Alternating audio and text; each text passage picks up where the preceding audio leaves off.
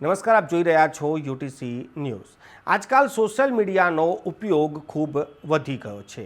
વધતા ઉપયોગની સાથે સાથે આનો દુરુપયોગ પણ એટલો જ થઈ રહ્યો છે। સોશિયલ મીડિયા પર અજાણ વ્યક્તિથી મિત્રતા કરતા પહેલા આજની આ રિપોર્ટ તમારે અચૂક જોઈ લેવી જોઈએ, કેમ કે આ સમગ્ર જે પ્રકરણ બન્યું છે, આજની જે ઘટના વિશે આપણે જે ચર્ચા કરી રહ્યા છે તેની શરૂઆત સોશિયલ મીડિયા છે। સોશિયલ મીડિયા પર એક અજાણ યુવતીએ એક મેડિકલ ઓફિસરને ફ્રેન્ડ રિક્વેસ્ટ મોકલી। મેડિકલ ઓફિસરે આ ડૉક્ટર છે, પરંતુ આ યુવતીની ફ્રેન્ડ રિક્વેસ્ટ આવતાની સાથે તેની સાથે ફ્રેન્ડ બન્યા, વાતચીત કરી, ચેટિંગ કરી અને ત્યારબાદ આ એક યુવતી એ આ ડૉક્ટરને મસાજ કરી આપવાની ઓફર પણ આપી। આ યુવતીએ જણાવ્યું કે તે મસાજ કરે છે અને ડૉક્ટર સાહેબ મસાજ કરાવવા માટે તૈયાર થઈ ગયા। ડૉક્ટર સાહેબ જ્યારે આ મહિલાના ઘરે ગયા અને મસાજ કરાવવા માટે કપડાં કાઢ્યા ત્યારે જ આ યુવતીના ઘરમાં પોલીસ આવી પહોંચી। આ સાચેની પોલીસ ન હતી, આ નકલી પોલીસ હતી અને આ યુવતીના શાગીર્દો જ હતા। આ એક હની ટ્રેપ હતું અને હની ટ્રેપમાં મેડિકલ ઓફિસર ફસાઈ ગયા। ડુપ્લિકેટ પોલીસે જે રીતે ડૉક્ટર સાહેબને ધમકાવ્યા અને ત્યારબાદ તેમને જે વિડીયો ઉતાર્યો હતો તે વિડીયો પણ જાહેર કરી દેશે, એટલે કે વાયરલ કરી દેવાની ધમકી આપી। ડૉક્ટર પાસેથી સૌથી પહેલાં 10 લાખ રૂપિયા માંગવામાં આવ્યા, પરંતુ 10 લાખ રૂપિયા નહીં તો પછી છેલ્લે 2 લાખ પર વાત આવી। મેડિકલ ઓફિસરે આ 2 લાખની જગ્યાએ 1 લાખ રૂપિયા તો તાત્કાલિક જ એટીએમમાંથી કાઢીને આપી દીધા, પરંતુ જ્યારે બીજા 1 લાખ રૂપિયાની માંગણી વધી ગઈ ત્યારે ડૉક્ટર સાહેબે ગોત્રી પોલીસ સ્ટેશનમાં આ યુવતી અને તેના શાગીર્દોની સામે ફરિયાદ લખાવી।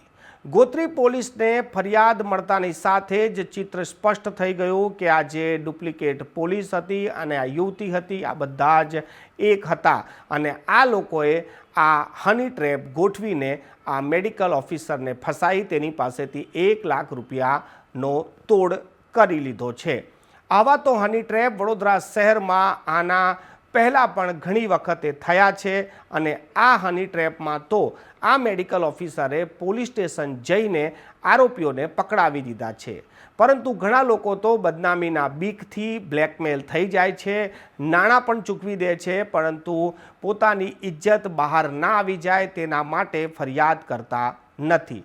આ હની ટ્રેપમાં એક ચોંકાવનારો કિસ્સો એવો પણ સામે આવ્યો છે કે જે યુવતી છે, જે મહિલા છે અને જે આરોપી પુરુષ છે તે પતિ પત્ની છે, એટલે પતિ પત્ની જ આ પ્રકારેનું કાંડ કરતા હતા। આ હની ટ્રેપમાં પોતાની પત્નીને જ તે ઉપયોગમાં લેતો હતો, તે પતિની પણ પોલીસે ધરપકડ કરી લીધી છે।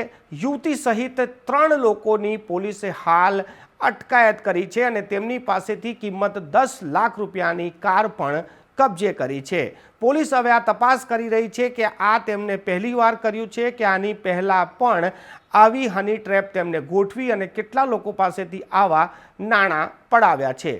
અમે પણ આમ જનતાને રિક્વેસ્ટ કરીએ છીએ કે તમે હની ટ્રેપમાં ફસાતા પહેલાં તમે પોલીસમાં ફરિયાદ જરૂરથી કરશો।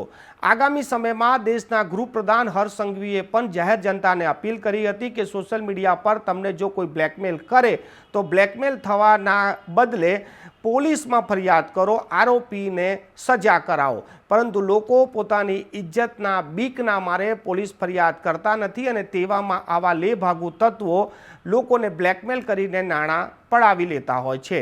હની ટ્રેપનો આ કિસ્સો ખૂબ જ ચોંકાવનારો છે। જે લોકો પણ સોશિયલ મીડિયા ઉપયોગ કરે છે, અજાણા વ્યક્તિ સાથે મિત્રતા કરતા પહેલાં અને તેની વાતોમાં આવ્યા પહેલાં 10 વખત વિચાર કરી લેવો જોઈએ।